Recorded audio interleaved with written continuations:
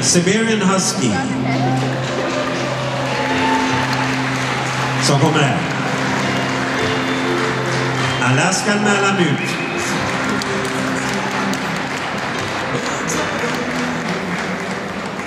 Och sen har vi en grönlandshund. En American Akita.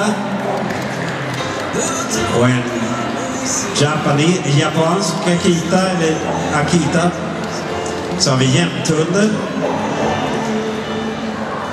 Bodenko Ibidenko, och det är en strävhårig. Bodenko Carario. Och sen har vi faraohunden. Och Pero Simpelo del Perú Grande. Och Medio. Och Tai Pankö Dog. Och så har vi mexikansk nakenhund, stor, liten.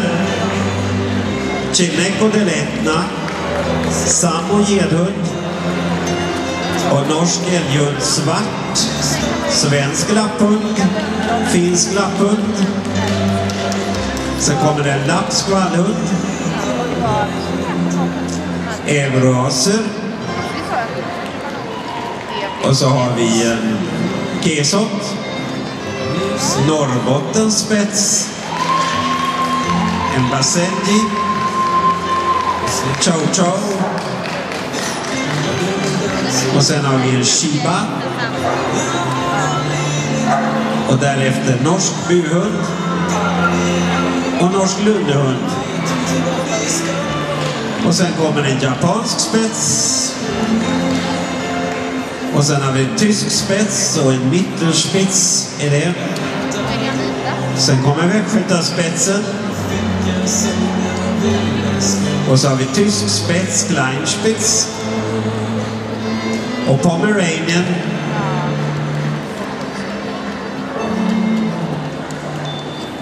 Och där var de samtliga. Och så här. Var fick du att välja den här hunden som vinnare? Jag tyckte att den typen var så utmärkt i alla delarna och just sådan som kan röra sig mycket bra och alla delarna jag tyckte om.